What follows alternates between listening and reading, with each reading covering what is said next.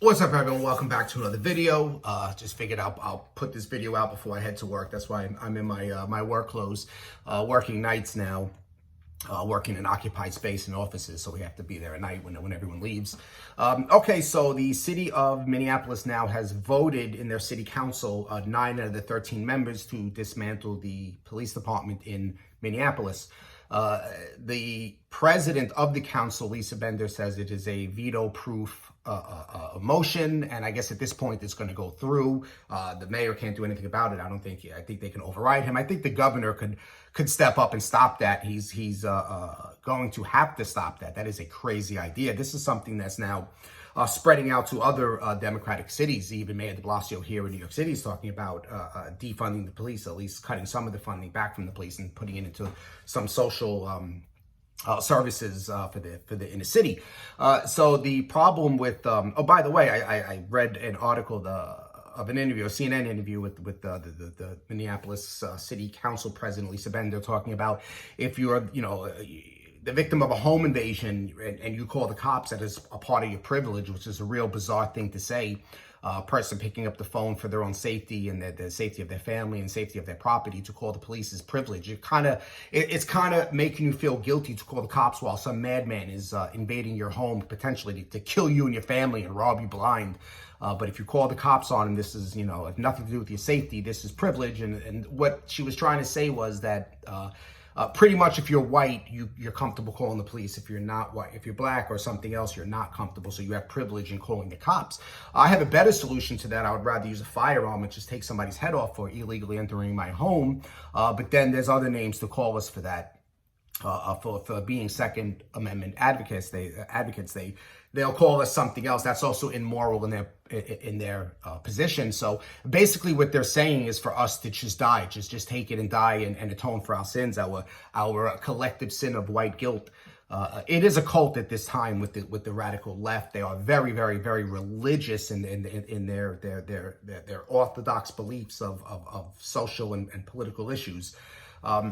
So they want to dismantle the police department there, which isn't a very good idea. It's just going to lead to a wide-scale, chaotic situation in that city. That city really is going to become the biggest shithole in the United States of America instantly once the police is knocked down. I think what the plan is that they're going to replace them with some community-led safety something, they were calling it, and that's supposed to do something. I'm pretty sure what they're going to do is hire these young hipster kids that have sociology degrees or something, and they're going to walk around and spreading the good word of Karl Marx while they're trying to stop someone from getting stabbed and robbed for an iPhone or something. They're going to knock on the door of a man who viciously beats his wife every night and talk to him about socialism or something to ease him out of his violent drunk behavior. I don't know what the plan is. I don't know what they think they're going to do, but naturally, like everything they get involved in, it's going to go to hell. It's just funny how all of these Democratic cities have all of the problems that they have,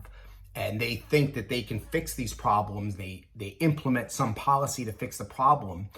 The problem is because of the policies you put before that, and now you have a problem, and now you're trying to fix a problem that you created by throwing another Democratic policy, again, creating another problem. It's just this domino effect going on in these liberal cities, and they just don't seem to get it. They don't seem to understand what they're doing wrong. These people truly are stupid, if you ask me. Now, what I think is interesting in all this is, did anyone get Joe Biden's opinion on defunding police and dismantling police departments across the country? I think the smartest thing his opposition could do, which is Trump or just Republicans in general, or any journalist, anyone who has any contact with Joe Biden, is to ask him how he feels. This could be a potentially a damaging blow for his voter base if he's asked, because you think about it like this: if they say, "Hey, Joe, what do you think about defunding police and dismantling police?" It's a catch-22 question for him, because if he says yes, well, let's dismantle the police, he might lose a lot of the independent voters, the swing voters, the moderate Democrats, the liberals that will pretend to be on board with all of this far radical left nonsense, but secretly they're not. He might lose a lot of their support because they don't want to see the defunding of police and the dismantling of police departments, because they also want to be protected and they also want their property protected. If he says no, I don't think we should defund them or we should dismantle them because, we need them. We need public safety. It could be a serious public health issue if we don't have police. He might lose the radicals that I know, the Bernie bros out there, most likely, probably half of them won't vote for Joe. They're too bitter that their communists, that their comrade didn't win. But he's definitely going to lose a lot of support on the far, on the progressives and far left for not saying that. So it's kind of a catch-22. It could be. I'm just assuming. I'm throwing that out there. Just a thought that came to mind. I would like to know what Joe Biden has to say about this. Joe Biden doesn't know what he has to say about this. Let's be real. He's just going to mumble some incoherent nonsense or word salad he's going to throw out there, whatever comes to his wilting brain, and just say whatever he's going to say. But I think it could definitely harm him going into November. Trump is you already know what Trump is going to say. Trump's going to say, hell no, there's no way I'm going to dismantle, get behind dismantling or defunding police. We need police. We need law and order. He tweeted out the other day, we need law and order. We don't need dismantling, defunding the police department. We need law and order, plain and simple, so we know where he stands. So it's very easy. He has the vote of the people who will stand for law and order. I can imagine how many swing voters will, on that one issue alone, will, either vote for Trump or just stay home and not vote for either or candidates. I think it's a terrible idea, and I think it is definitely a catch-22. There's a reason why some of the bigger dogs in politics are not really speaking about it too much, especially the ones who are up for re-election. I guess it all depends on what district you're running. When you're a congressperson like AOC, who says to do it, and Elon Omar was at the meeting that Minneapolis city council members had, and she's all on board with it and everything. See, these are people that are from districts that those people support that. So it's no big deal. They'll just come out and say it.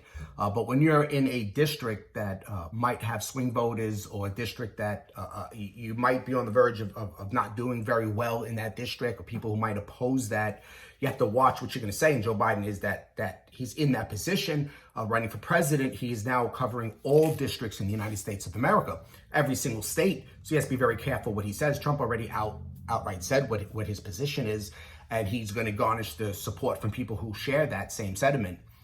Joe, it's on the fence. Once he answers this, there's going to be a certain set of people in the country that are not going to go for that, for the lack of law and order, and for shutting down police departments and potentially allowing the criminals to take control of the streets. Therefore, he can lose a lot of support. So it's very interesting to see what Joe Biden will have to say about all of this. I mean, I think this is something that should be brought to his attention, and they should ask him just to see what he has to say, plus to throw his ideas out there on Front Street and let the voters decide. I'm pretty sure this is a question they want to keep away from him. But I would ask, if I was a journalist, if I had contact with him, if I had any kind of media pull, any kind of power in this field other than a failing YouTube channel that I have, I would definitely ask this question of Joe Biden. So that's just my thoughts. Let me know what you think in the comment section. Please like, subscribe, hit the bell, and I'll see you guys next time.